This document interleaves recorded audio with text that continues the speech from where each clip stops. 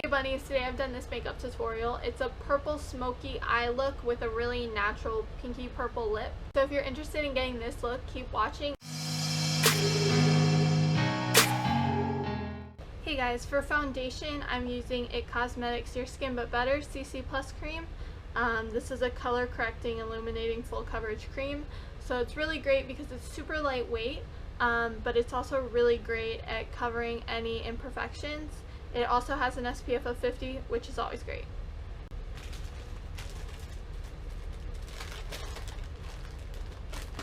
So I'm actually going to spray my sponge down with this NYX Matte Finish Spray.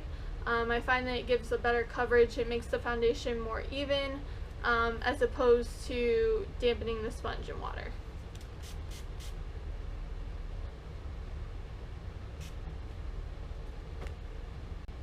So I'm just going to take a pump of this on the back of my hand,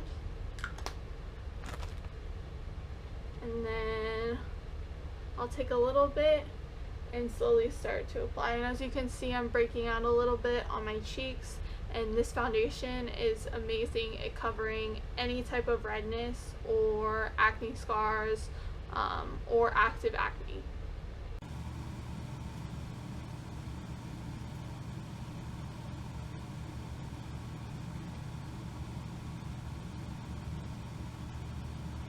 And I like to use a sponge versus a brush, because when you do have acne or dry skin, if you rub a brush over your skin while you're applying foundation, the brush will actually pick up any dryness around the acne, or if you already have dry skin, it will pick up that dry skin.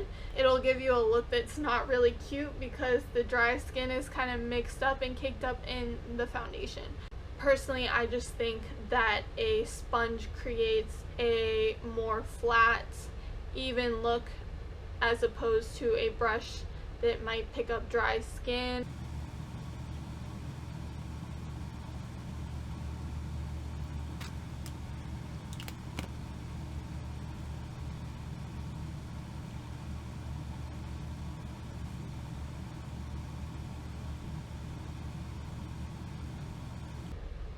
I really like this foundation because it's really great at canceling out redness. This is definitely one of the best cruelty-free foundations I know of, other than the Tarte Amazonian Clay.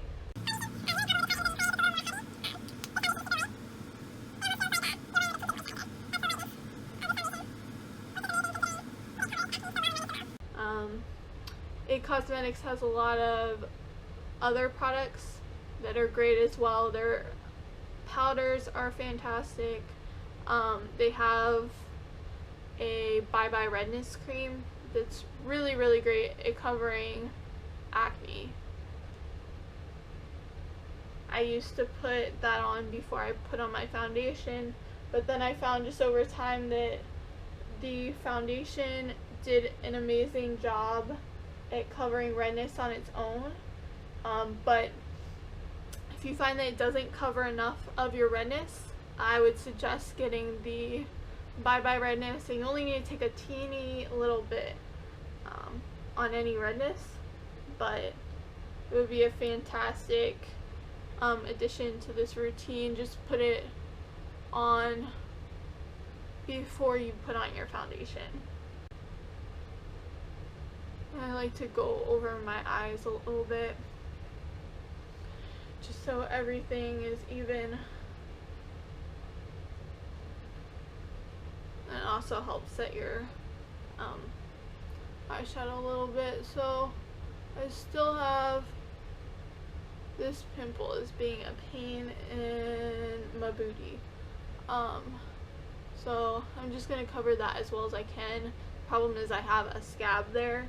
That's why it's not really being covered as much, but this is especially a case where I wouldn't want to swirl a brush over that, because it would just pick up that scab from where I was picking. So definitely don't use brushes. I always cringe anytime I see a makeup tutorial where a girl has acne and she's using a brush, because it's really just not the best way to apply foundation, especially if you suffer from acne and dry skin.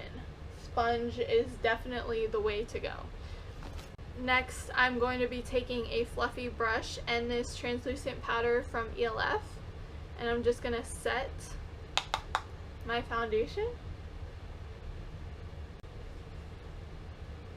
So I have a tendency to get oily if you have dry skin. You may just be able to skip this step, or if you like that extra dewy look, skip the translucent powder. Or if you find that the foundation didn't give you enough coverage, instead of using a translucent powder, you can use, obviously use a powder for your skin tone. Again, in cosmetics has really great powders too, so if you have more problem areas or the foundation doesn't cover up as much as you hoped it would, colored powder will definitely help. So now that I've done that, I'm going to go in and contour. I really like this palette from Mally. It's their Shimmer, Shape, and Glow palette in Deeper. It has a really good, like almost grayish brown that's really good for contouring. So since I have a heart-shaped face, what I like to do is just contour at the temples, a little bit on my jawline, or not jawline, in the hollows of my cheeks, and I can put a little bit of contour beneath my chin too. Sometimes I'll skip it beneath my chin, but sometimes it helps a little bit. I would highly suggest that anyone figure out what their face shape is. It's really easy to figure out. Just do a Google search. And by finding out your face shape, you can figure out where to contour. I think, especially me, when I first started out and I watched YouTube videos, I would see how other girls were contouring and I would just assume that was the right way to contour. But since there's like 4 or 5 different face shapes, each face shape needs to contour differently to highlight or like make areas of their face look bigger or smaller. So I would highly suggest figuring out your face shape so you know how to contour for you. But like I said, if you have a heart-shaped face, you can contour where I contoured. And for blush, I'm just gonna take this kind of like a little bit peachy blush, and that's already in the Mally palette, and I'm just going to put that where my smile is, and a little bit up to my ear.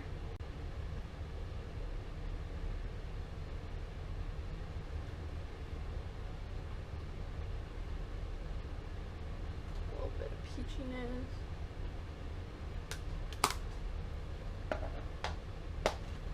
And then that's it as far as contouring. I didn't really highlight it all because I feel like surprisingly my under eyes are pretty bright today. I don't think it's really necessary to put any under eye, but if you do want more of like a dramatic contour, you can also highlight. So typically I'll just do a highlight really quick underneath the eyes here in this area to open up this area since I have a heart-shaped face. And then I also put 2 lines by the sides of my mouth and a teeny weeny bit on my chin, and then I just blend that out. But obviously I would have done that before I set my foundation. So the next thing is going to be lips. Since I'm doing more of a dramatic eye look, I'm just going to take a really simple gloss. This is a lip shimmer from Wet n Wild. It's in the color 104. So it's just a nice purplish pink that'll go nice with the eye look, since it is a little more dramatic.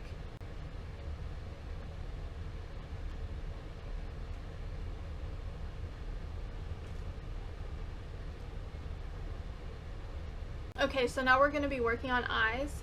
I'm actually going to be using this Hard Candy palette in Aphrodisiac. To start out, I'm going to be taking this light, like pinky orange tone, and I'm going to be using that as my transition shade. So I'm just going to put that all over the crease of my eyes.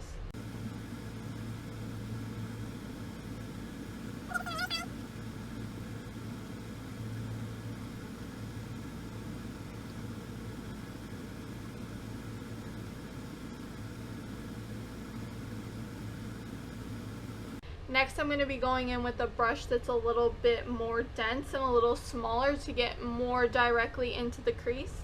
And I'm going to take this orange color right here. I'm going to tap off any excess and then really get precisely into my crease.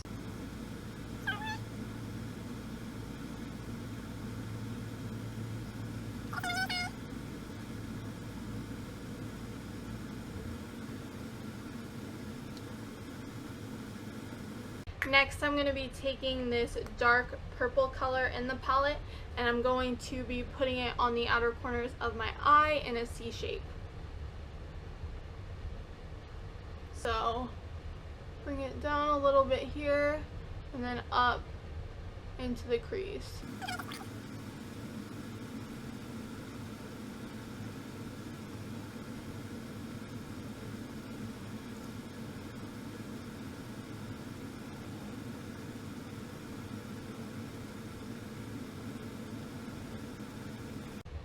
Next, I'm going to be taking this black color in the palette and doing the same C shape on the outer corner of my eye, just less dramatic than the purple I just applied.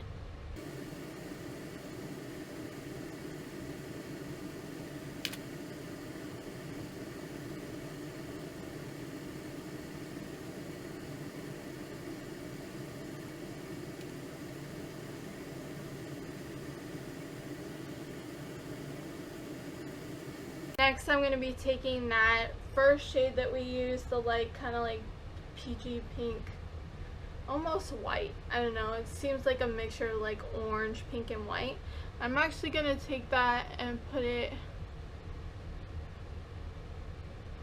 towards the inner corner of my eye and just kind of bring it out to the middle of my eye.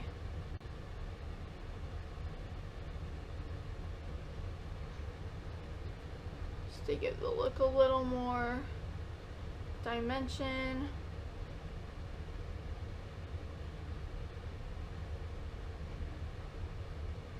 I'm gonna take a fluffy brush and I'm just gonna really blend everything out, especially in the corners. And then next I'm going to be taking, this is actually a brow brush from Real Techniques, but I'm gonna use it to line my lashes a little bit.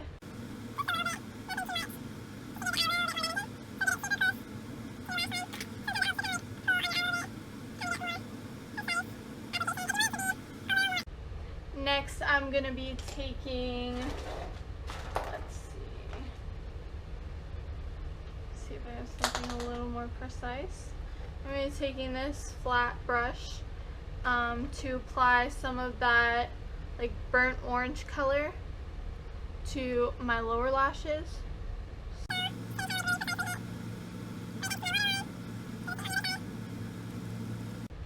And then I'm going to take a little bit of this dark purple color on the very edge.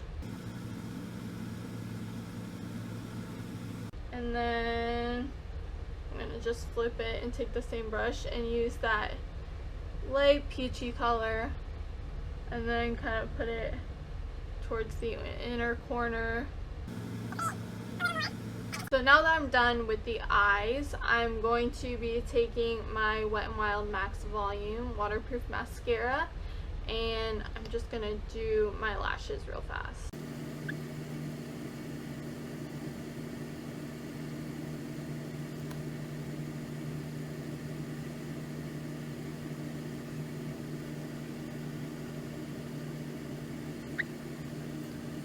I'm going to do my brows real quick.